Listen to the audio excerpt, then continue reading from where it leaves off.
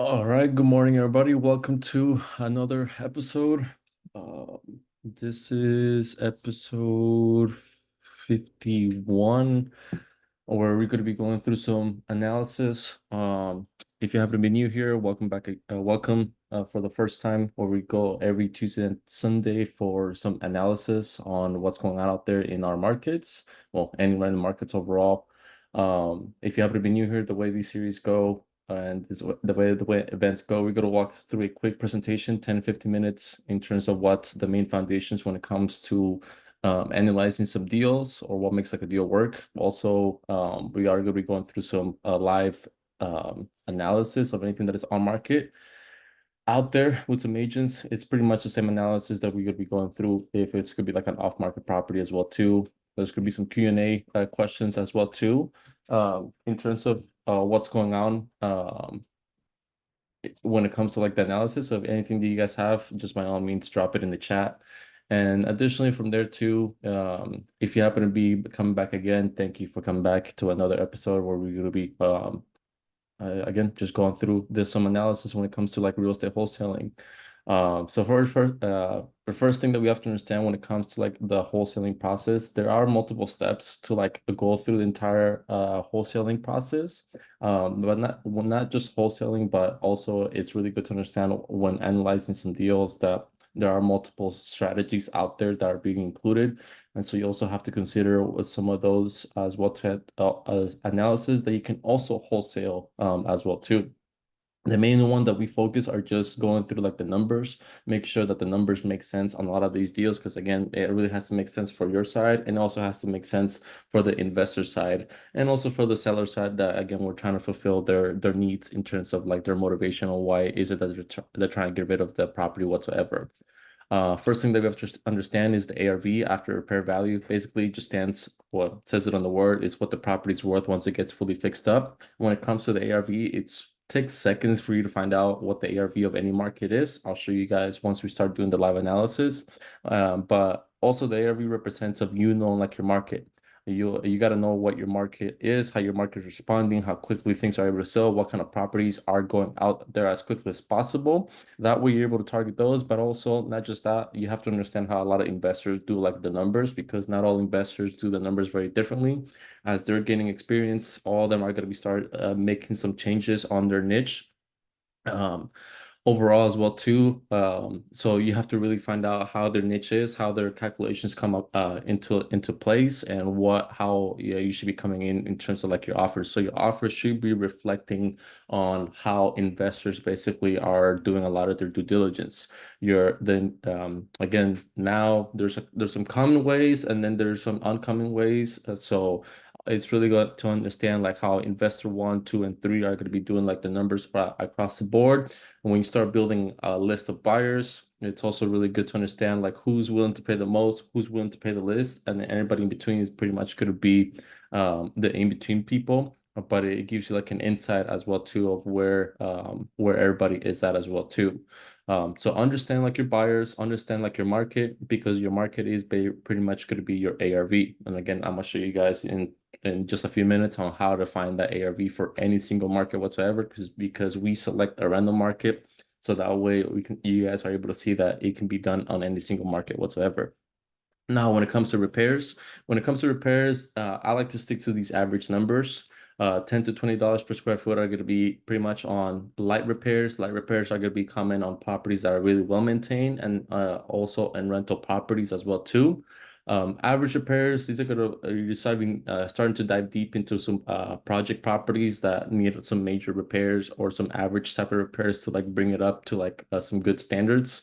Those are going to cost between 25 to like $40 per square foot. Those are going to be mainly on the major areas like floors, kitchen, bathroom, painting as well too, maybe some lighting, electrical panels, water heater, maybe some roof, maybe some landscaping as well too. So again, these are going to be project areas that we're going to be focusing on from there.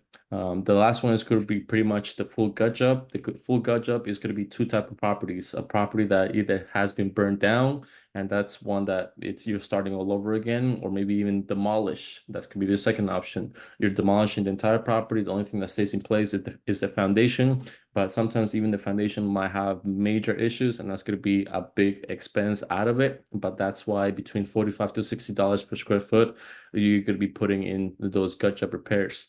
Now, the thing is, these are going to be average price. These are going to be costs based on average nationwide when it comes to like expensive cities or states, California being one of the big ones, New York being another big one, cities like Miami, Washington, Seattle, Dallas, and a bunch of other cities and states as well too that are going to be higher costs. I will say to add $15 to $20 more on top of the on the price per square feet on these average repair costs, because again, those markets are going to be a lot more expensive. So $15 to $20 on top of these numbers overall. Now looking into analyzing like a property. So if you have like a subject property, you want to analyze like what's selling out there, how much properties are selling for. So basically now you're going through the process of finding comparables. Looking at those comparables, you want to stick within certain parameters. These parameters are based on how an appraiser is going to be looking into like the property themselves, and some of the restrictions that they limit themselves as well too whenever the property is getting appraised, because they're trying to find out how much the property is worth based on what's done, but also what's happening on the market as well too. Usually when we want to find these comps, you want to stick within this certain parameters. So when you're looking for comps, you want to look within properties that are plus or minus 300 square feet. So the property is 1,500 square feet, you go up 300, you go down 300. So from 1,200 to 1,800, that's pretty much going to be your sizes on the properties that you're going to be looking for. And you want to get this price per square foot on all these properties as well too. And next is going to be the lot size. Lot size is mainly comparable on properties that have acres. So if it's a quarter of an acre, half an acre, 1, 3, 5, 10 acres, then you want to compare acres to acres, but also keep in mind the size of the property into play as well too. Staying within the same neighborhood, it is definitely ideal and mainly recommended. You are able to go you're going within like a range of like a half mile to 1 mile radius from these properties, but you are able to extend beyond that. The only thing is once you start going further out of your neighborhood where your subject property is at, you definitely have to make some adjustments on the prices. I usually, depending on how far it is, I usually do 10, 15, sometimes even $20,000 of a price cut difference. Because again, I'm finding comps that are really well done. So it's outside of the neighborhood. So it's just something that I like to do from time to time. And the reason I like to stay within the radius or within like a neighborhood, not just myself, but also appraisers into play as well too, is because sometimes you're going to come across major roads. Major roads can be double yellow line roads, or major roads that have commuters, buses, construction trucks, school buses, delivery trucks, you name it. It's just a heavy flow of traffic that is pretty much dividing like the neighborhoods. So that major road is splitting up the neighborhoods. Again, you are able to pull comps from the other side of that major road, but now you're making a big significant price reduction, because an appraiser will not cross that major road to pull a comp from a whole different neighborhood whatsoever. So that's why it is really ideal to stick within the same neighborhood, and the neighborhoods are pretty much going to be organized in a lot of cities.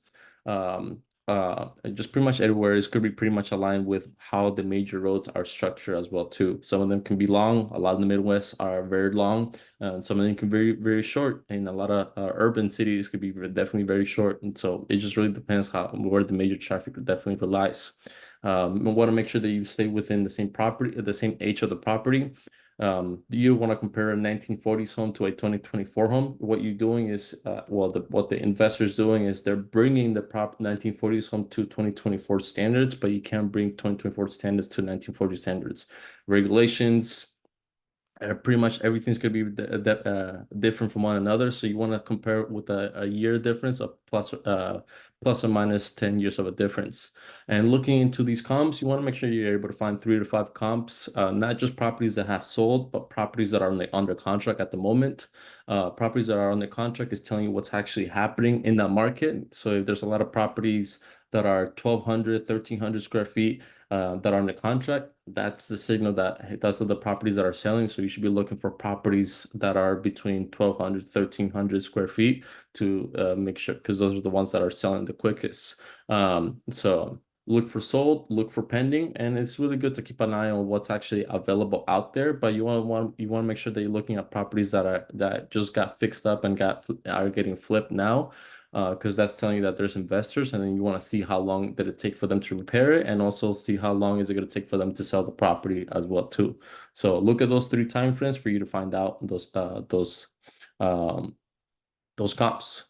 Now, I was mentioning in the beginning that whenever you're analyzing, you don't want to just analyze with one strategy. There's could be multiple strategies. I'm still learning a lot of some of these strategies myself, because they are definitely getting more advanced at this point. So all of them are going to be very different from one another. I don't expect you guys for you to learn all the strategies all at once, but just grasp one and then just try to master that one in the beginning, and then try to add another one and another one as you slowly progress through your progress. So with that being said, let's just dive into some live analysis. So let me close this, and let's pull a random market over here. Let's see, what do we got today? We already did Oxnard, California. Let me pull another one. Let's see. We already did Springfield. Let me see these other cities really quick. Torrance, McAllen, Syracuse, we did that. Chattanooga, Alexandria, Virginia. A lot of California cities over here. Oh, geez. Let's do Pasadena, Texas. Pasadena, Texas. First things first, when I'm gonna show you guys how to find the market really quick. But whenever I'm looking into any city, I don't look into the city itself, I look into the whole county. So Pasadena, Texas is in what county? It's in Harris County. So that's gonna be my main county to look into, but I'm gonna be paying attention into the where Pasadena, Texas is located. So I'm going to be using Zillow. I'm going to be using Redfin. These are free sources that you guys are able to use to look for some properties or even build a relationship with agents as well too. Um, let's go Harris County, Texas. All right.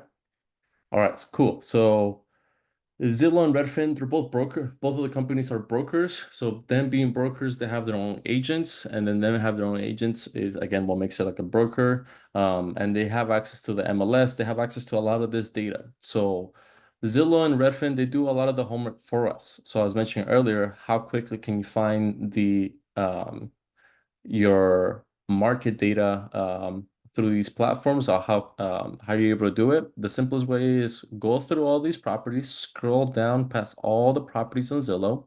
Then you're gonna head over to this section where it says nearby Harris County City Homes, and it's gonna show you the price, how much the properties are going for, and then how much these cities, each specific city in that county. That's what I was doing, the county.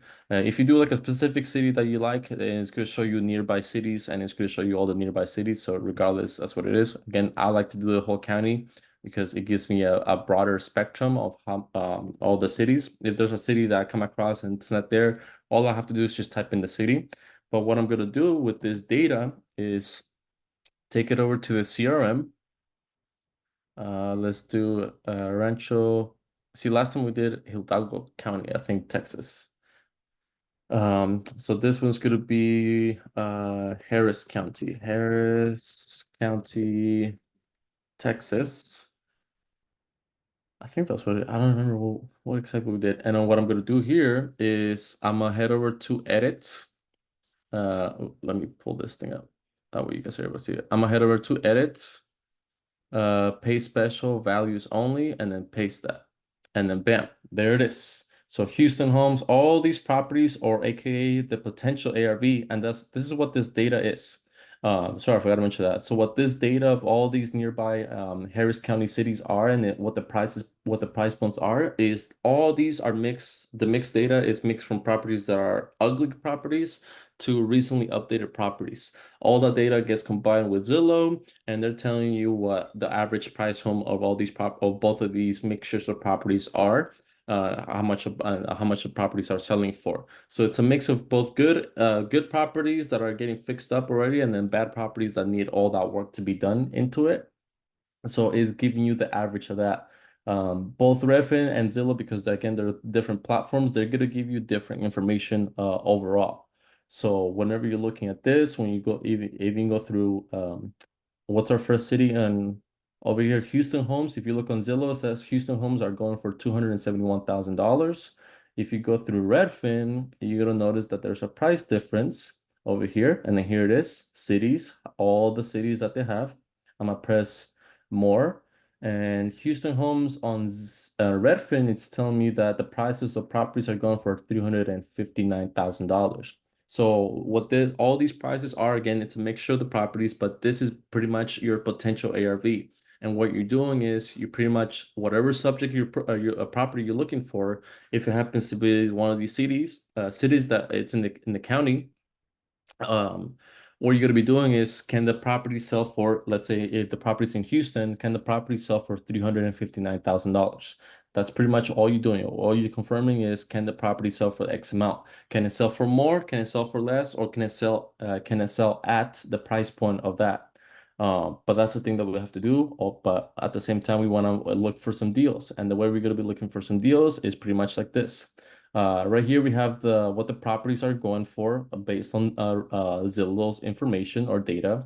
On the right side, we have potential offers. So depending on the strategy, if you're doing a lot of fixing and flipping, it's going to be at 70%. If it's going to be a buy and hold, it's going to be at 80%. And the numbers on the right side are going to be changing for our market area. So I'm looking for some properties that are fixing and flipping. Our properties in Pasadena homes are going for 224,000. So I gotta look for properties worth less than $157,000. But because I did the whole county, I'm gonna head over to the whole county, and just base it off on the whole county overall. So I'm gonna go based on these numbers. Again, just from my experience, I like to go based off the whole county. So the average of the whole county price points is 313. So that's what I'm coming across. If I'm looking at any property in Harrison County, Texas, I'm looking for properties that could potentially sell for 313, but I want to make sure that we're able to get them under contract for less than $219,000, because again, based on the strategy, we're trying to fix and flip. That's pretty much what we're trying to do over here. So then now I'm gonna slowly start filtering some of those stuff. So first things first, I want to do is I want to filter out the price point. So $220,000. It's my price point. Then from here, I'm gonna deselect all of these, and I'm just gonna be looking for some houses. It's just strictly houses overall. Um, and then the last thing I like to do is I like to stay away from auctions and then new construction. So I'll remove some of those.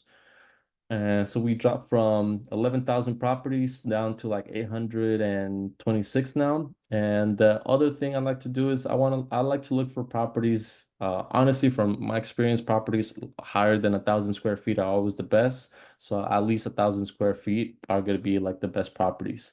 And then we just dropped from 11,000 in Houston, in this Harrison County, Texas, from 11,000 to 800 down to like 681. Now, if you have like specific buyers that look for specific properties, then by all means, that's going to be a whole different thing that you can start filtering down more. Um, but that's going to be our price point for right now. Again, with Redfin is giving us higher numbers, so the numbers will definitely be a little bit different. So I have to just copy and paste this, but I'm gonna go based on Zillow because Zillow sometimes has more properties as well too, than Redfin. But they're pretty much going to be pretty much the same. There's going to be some properties that Redfin has, but Zillow doesn't, and then some what that Zillow has, but Redfin doesn't. So again, it's just part of the game overall. So that's why the more sources or the more platforms you have access to properties, then the more properties you have overall. But then here we have 681. The last thing I want to do is look for properties ranging from low to high, seeing who's selling the lowest, seeing where they're located as well too, because location definitely matters in a lot of these properties. But additionally too, seeing how long they've been like on markets, how if they've been under contract. These are things that I'm paying attention to. and they are going to be listed with agents. So try to get some information out of the agent is one of these steps. So step number one is we research our market, which I walked through you guys on how to pull the numbers. Step number two is start building your list of people. Your list of people are going to be agents. If start looking for investors, start looking for lenders, start looking for title companies that are going to be working on your behalf as well too, or AKA they're investor friendly. Start looking for inspectors, contractors, builders, you name it. You want to build your entire list of people. Then afterwards, you want to start looking for some properties from there. So I'm skipping step number two because I'm not looking to go into this market at all whatsoever. I have a markets, but just for showing you guys purposes, then that's what we're going to be doing. Now, before you start heading over, the traditional thing that you're going to be doing is you're going to be looking at a property, just like how we're going to be doing right now. But I'm showing you guys how to analyze a lot of these deals. So if I was in your shoes, I would not analyze anything until you get in touch with the seller or with the agent or whoever has the property in any type of like agreement and they're listing it out there in any platform or they're advertising in any way whatsoever. Is get in touch with that person before you start analyzing the property. Try to find out the details. The two main ones is why are they selling and what's the money that they want to walk away with. Those are the two main questions off the bat. More details about the property. It's really, if there's pictures, cool. If there's no pictures, like what can you tell me over the phone real quick? So that way, once you have the first main two, why they're selling and how much do they want for the property, that's pretty much the two main important things whatsoever. Try to figure out like, are they able to work with terms? Are they able to do something else? It's just you really find out why is it that they're getting rid of this property? Was it a property that got inherited? Did it go through probate already? Did it burn down? There's like a fire, or maybe there's a small fire, but they still have to, yeah, the investor has to pull permits. Are there major foundational issues? So again, but main thing is why are they selling and how much do they want for it overall? So off the bat, but just by arranging the properties from low to high, there's a property sitting here for 143 days at $80,000, and it's a 1,040 square foot home. So let's see what this thing has. If there's not a lot of pictures, it's going to be a little bit challenging for me to analyze it. But sometimes some agents do put some descriptions on there, letting you know what's actually going on. Because again, sometimes it could be an auction, it could be a bank-owned property and they're doing some type of auction, or maybe the bank owns it at this point and they're just trying to break even um on their selling. So it really depends because again, sometimes the property already went through foreclosure and then now it's the bank who's actually selling like the property, or not just that, it could be um the housing and development authority that they are the ones who own the property as well too. So it really depends on what's actually going on. And again, another thing I'm paying attention to is looking at the history, seeing if the property has been under contract, and if it's been under contract, but they canceled out a contract, did they cancel out because there's something going on with the property, or there's something going on with the seller, or they're not willing to renegotiate, or what's actually going on beyond that whatsoever. And off the bat, this $80,000, it looks like it was listed, it was under contract. There was a pending sale in January, and after that, it's been June. They haven't even done a price reduction at this point whatsoever since that time we got on the contract.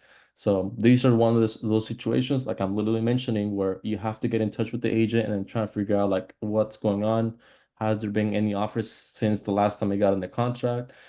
Is the seller firm on the price point? Like what's going on? What's the story behind this property overall? And there's not a lot of pictures, so it's really hard for me to analyze and try to figure out unless again, my first step is to get in touch with whoever has all that information, if it's the seller, if it's the agent, if it's a wholesaler, if it's a contractor, the builder, whoever it is that has all the information to the property, that's a person I will need to reach out to. But for the purpose of that, I'm not going to be doing any of that. I'm just telling you guys what's actually going to be happening, what you should be doing overall. Um, Trying to see here, winter being sold at the lot value only, no HOA, low taxes, not located in a flood zone, and utilities are available. Okay. And additionally too, sometimes some of these properties that are very low price could have tenants in them. So that's another thing that, yeah. So off the bat, we have like three of them. And I think all three of them are within the same location. This $80,000 one's like right over here. Where is this one at? 85. It looks like it's on the other side of Hoffman. Um, this 80. Oh, these two are, I think these two are being sold by the same owner. I see them right here next to each other. Keller Williams Professional, Keller Williams Professional. So this could be a bundle as well too. Both properties, why are they priced the same when the square footage is different? Okay. Perfect. Owner willing to sell in a bundle with 807 for 160. That's pretty much, it's like a $10,000 difference. Buyer will be responsible for verification of the law. Buyers responsible for verifying school districts and utilities. So we don't even know if there's utilities being run over here. But what we can do is we can use Zillow's Street Viewer and head over to the lot lines.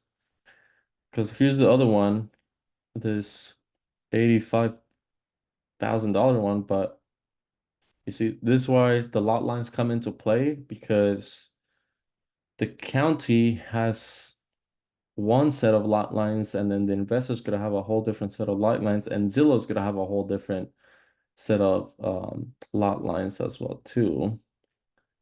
But then these two are, so this is like a double lot pretty much. If I'm reading it right, is a double lot, double corner lot, but with unsure of the like utilities. And we have a $800,000 home down the street, but that's commercial. Okay, so we don't need that whatsoever. Okay, that's commercial. Staying away from commercial. But I'm looking for if there's any other properties out there, trying to see how much some of these are. 229 for this one. Is like a mobile home.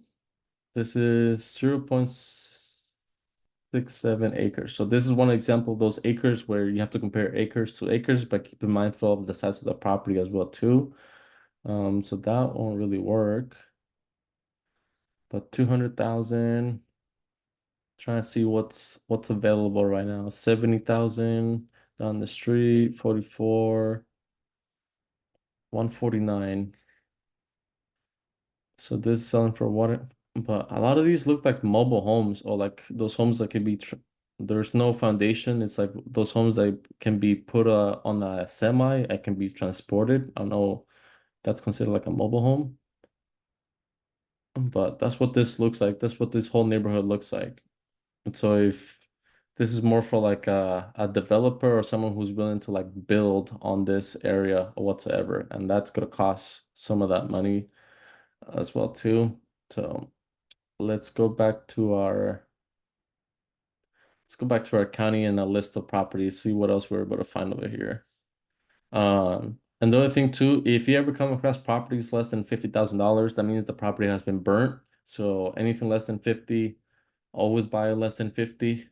If there's like a fire, because last time we came across a property that there was a fire on it, and then they were trying to sell it for $150,000 over what they bought it for. And like that's wholesaling. So let's look for a property that we are able to get some pictures on. There's $100,000 property. It's nothing too crazy. And I'm looking for properties that are, oh, here we go. So here's a good example. This is a big home. This is a foreclosure in the middle of Houston. This is like right here, northeast. Is that the airport? Oh, by the train station too. So this is a foreclosure. It's only been on market for 2 days though. So it's one of those foreclosures. And okay, cool. So this is a good example. It's a foreclosure property. No HOA, cool, estimated. All right, cool. So let's let's look at this and see how much it can it actually go for if it gets fully fixed up. So looking at the type of repairs off the bat, this is like a major one. I don't know what's going on with the roof as well too. There's like some type of like damage on this side over here, or if it's like collapsing, especially with this garage. It has like these three um studs just holding it firm right there, but definitely got to do the whole inside. This is more like a gut job type of property. Walls have to be removed. Walls, flooring, paint, lighting. What's the year on this house? 1945s. Yeah, definitely got to do the electrical system. The electrical kitchen, uh, probably pipes as well too. The water system. I don't know what's happening over here, and maybe some landscaping and demolition or demo some of the stuff as well too. So, but this is pretty much a gut job. It go back to the gut job repairs. Gut job repairs are going to cost between 45 to like $60 per square foot. It is in the middle of Houston, so I'm gonna add those $15 extra. I'm gonna go with like the 60 plus the $15 extra. What is that? $75 per square foot. And the square footage on this property is 2176. 2176 times 2176 times 75. $163,000 worth of repairs. Yikes. So the property better sell for what city we're on? Right in Houston. So what's our ARV for Houston really quick? Houston homes sell for $271,000. That's based out of Zillow. How much do they go for in 359 based out of Redfin? So you see how we have two different numbers? Those are the numbers we have to confirm. Can it sell for 271 or can it sell for 359? Especially with $163,000 worth of repairs. Let's check on the numbers really quick. Um, so they're asking 97,500. 97,500. Square footage 2176. Oops. What's going on? All right, here we go. Let's start this again. 97,500, 2176. No basement over here.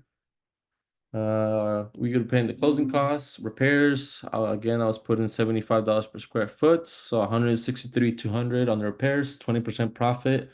The property needs to resell for 325. So now we got to look for some comps really quick. Let's see where our subject property is as well too. So we got some train tracks that head over here. So the train tracks, nothing beyond the train tracks. So we got to stick within the same neighborhood. We have this freeway, Freeway 69 or Highway 69 right there that we got to stay away with. Collinsworth Street and Cavalcade Street definitely look like the major roads that head over towards like the train station, even Liberty as well too. One way we can check it out. This is what I like to look at Zillow. I mean, Zillow at Redfin. I think our subject properties could be somewhere over here.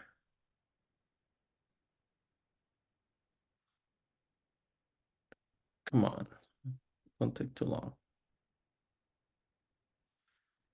Come on, come on, come on. And what's the square footage? 2176. So let me start filtering down really quick. 2176 minus 300, we're to about 18. And then I don't have 24, so I'm gonna go with 25. All right, cool. But the thing is that I want to look is Street Viewer. Let me head over to the map. I want to check out again that street, Liberty, Collinsworth. I just want to check those streets really quick, so that way I can check out and see how busy those roads are. Because again, if we're crossing major roads, so yeah, this could see we even got construction trucks or demo trucks. We got a main road over here, gas station. Not a oh, there it is. There's a bus stop. So we got buses, construction, commuters. This is the Liberty Street. But again, this is the side where where does the train go? Oh, the train passes right over here. What? I thought the train passes right here. Oh, yeah, it does. But Liberty is definitely one of those major roads, and that's where our property is. It's within the square of Liberty. So if we're looking beyond Liberty as well too, when we start checking over here, we definitely have to do some price reduction because even though it's the same neighborhood, it's that major road that really makes it like conflict whatsoever. Collinsworth is definitely going to be another major road as well too, but it's just again Liberty Street has a bus stop right there, right where our property is located. So, um, so 2100. Let me start filtering down over here for from Zillow. So 1750, 25. It doesn't have 1800, so I can't do that. And let's head over to let's take away the price reduction. Let's any price. And then from here, there is pending on the contract. So let me see if there's anything. We have a 290. This looks like a new construction. New construction 2020. New construction 2020 selling for 290. Our property has to sell for 324. This is like two levels. Looks like three levels actually. Is that how they doing it over here in Texas? Oh, but new construction 2020 sitting on the market. It's a two-story. Why does it look like a three-story? New construction 2020 has been on the market for 143 days.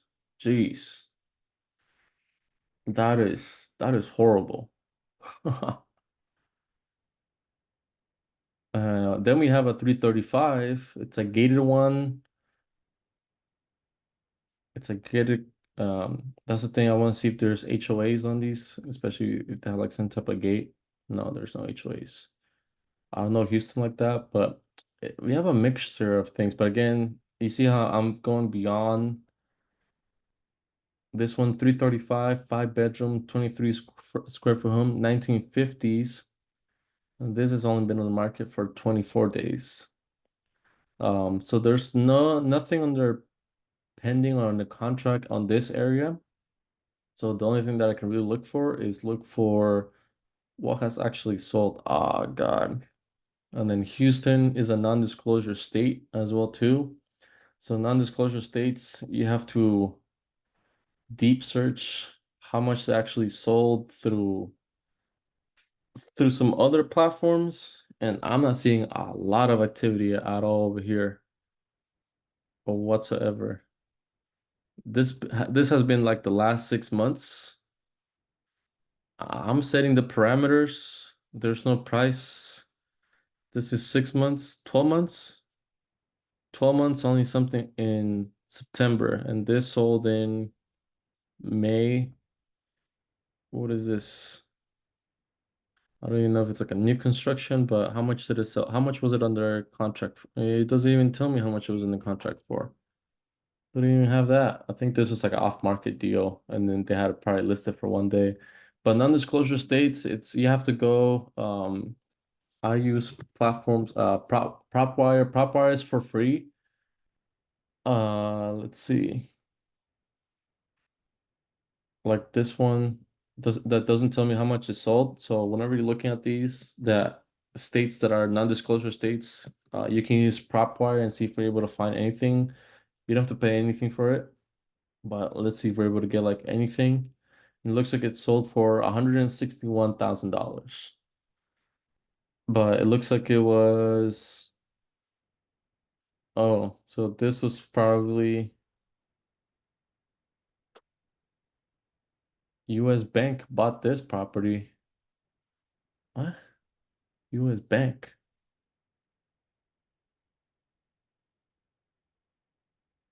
I think this might have been a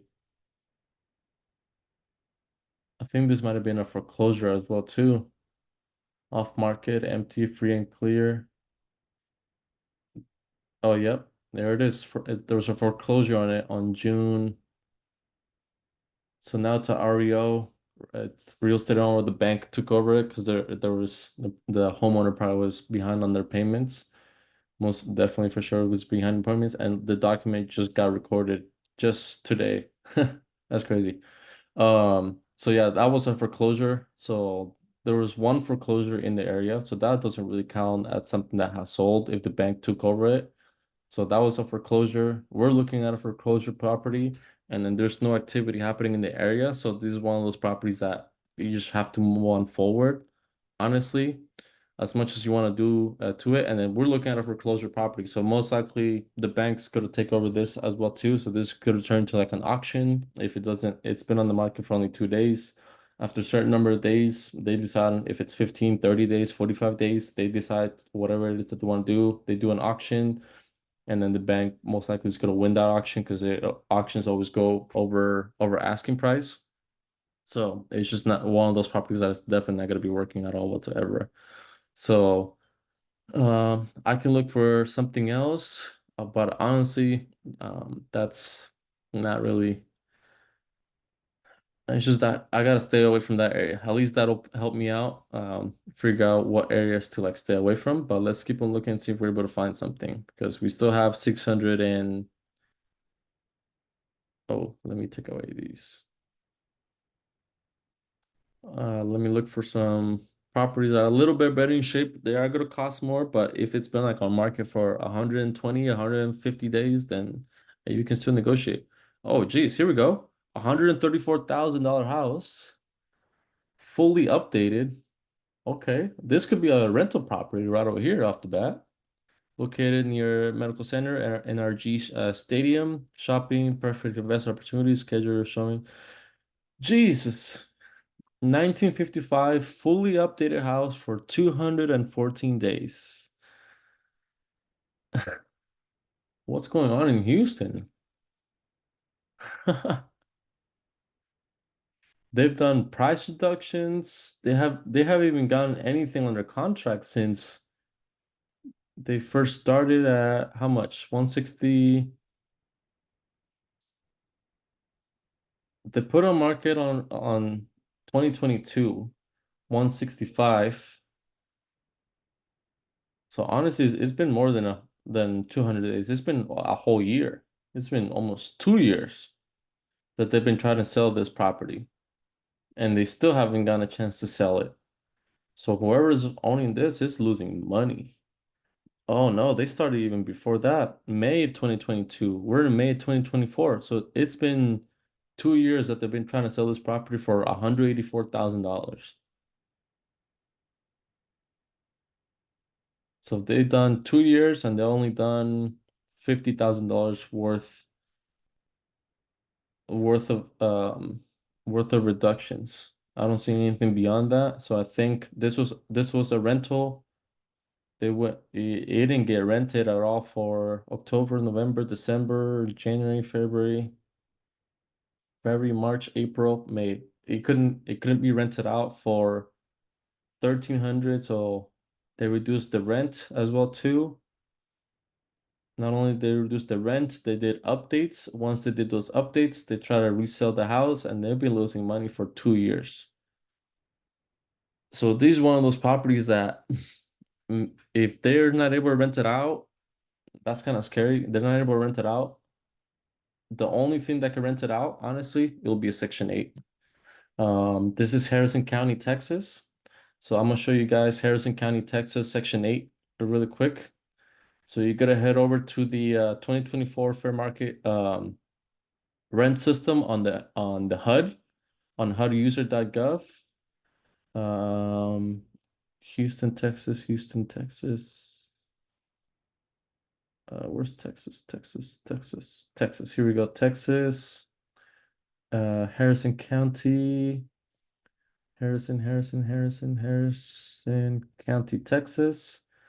And that property we're looking into right now is 3 bedroom, 1 bath, 1332. Okay, 3 bedroom, 1 bath. 3 bedroom, 2024, Section 8 can rent it out for 1335. That works perfect. That's the one it evens out the 1% rule. So let's do the numbers really quick. So head over to the rental side. The way the rental side, it's pretty much easy. It comes down to the price of the property, um, the loan on the property as well too, especially if with this homeowner, they've listed it out for 2 years and they still haven't gotten anything. How much are they asking for it? 134,000. So 134,000. Um, we're gonna do 10% down payment. Um, where is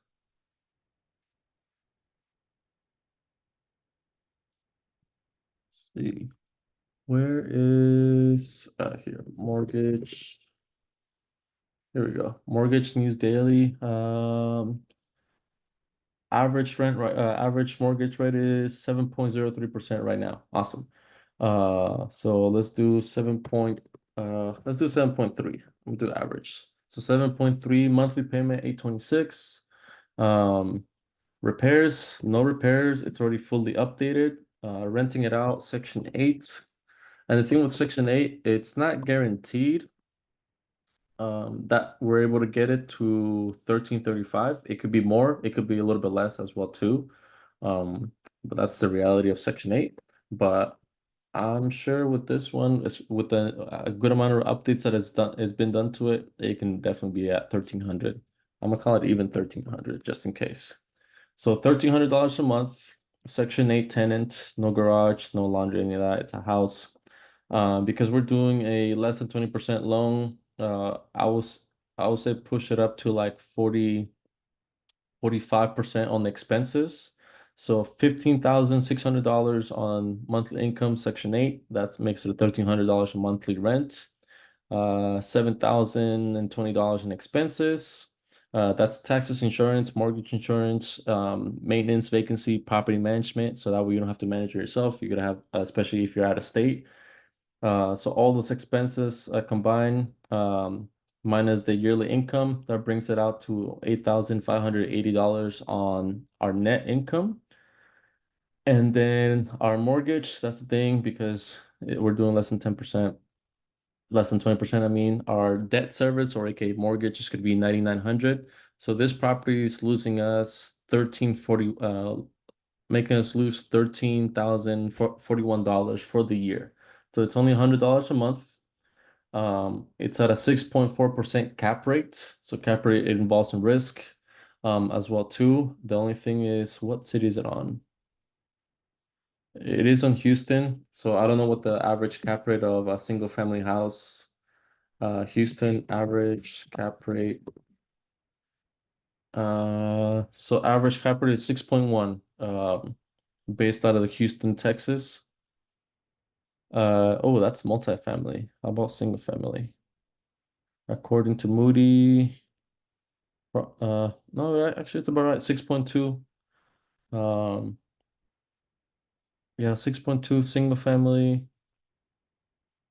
Yeah, 6.2. So we're literally spot on. We're at 6.4. So I mean, this property is still negotiable. So honestly, I will start negotiations. It really sucks. I don't know how much money they spent on the updates on this, but it just really sucks that they've been trying to sell the property for 2 years and the zero activity has happened so far. So yeah, the negotiations are going to be there. It's either you will lose your money or you keep on losing money because they can't even rent it out themselves. I'm not even sure why they haven't even thought about doing Section 8. Um, because they already own the property. Is the property free and clear? Let's check it out really quick through PropWire. Property is free and clear. So 100% of that, they have 100% of the equity. They just spend the money like on the updates themselves. So honestly, the homeowner should be looking at the Section 8 tenant, but I don't think they know about that themselves. But I mean, if they're open to start negotiations at 85,000, and then make it up, honestly, the highest it will be close to like $105,000, that's where it will make sense. Because if we change the underlying price point to like $100,000, we keep the down payment the same, the interest stays the same, the rent stays the same, the expenses are going to stay the same. The only thing that's going to be changing is the debt service. You see that just by changing the debt service, or aka how much we take out on the loan. If you buy the property at $100,000, now you're making some money out of it. It's not significant amount of money, but you have a bigger cap rate. You have some cash flow coming in from a Section 8 tenant. And how much money did you need to put into it? $15,000 just from this property. $10,000 down payment, closing costs, $5,000. It could be less, honestly. Your monthly payment, 617. So Section 8 is definitely the most ideal route for it to work on this whatsoever. So if the homeowner owns it 100% free and clear, they could be making like let's go to 100%. So there's no payment. So let's say somebody buys it outright cash, $100,000. You're bringing in 8,580 dollars of monthly income for the entire year, or $715 every single month.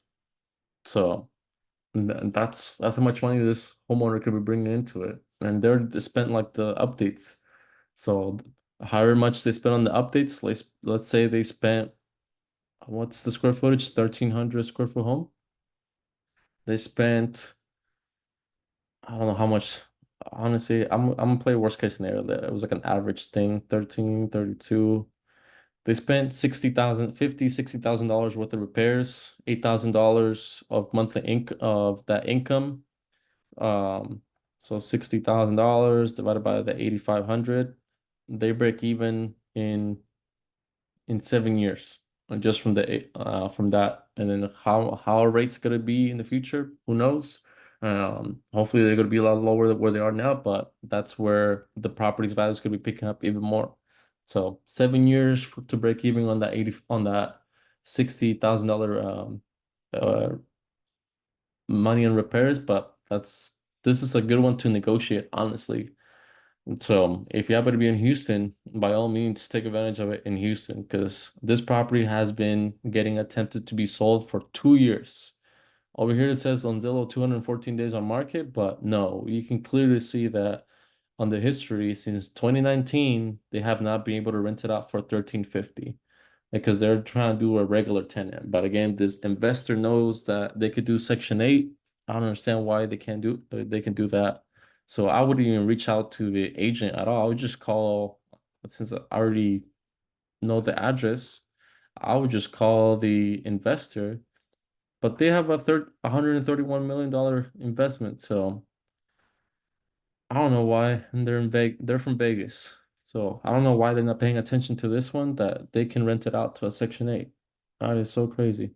So I will skip trace the company to try to find out, I'll let them know like, hey, why don't you do Section 8 to this, and then seeing what else they might be interested, because I see they invest a lot in Vegas or Nevada. I see Henderson as well too. Nevada and Texas. Those are the two states. Nevada, Texas, and one or a few of them in there. So it's those two states, but they're losing money on this one. But I mean, they're not losing money. They're just paying like the taxes. So the property is just sitting there all by itself. Hopefully they don't have like squatter issues at all whatsoever. But it's so weird that 2 years they have not been able to rent it out whatsoever.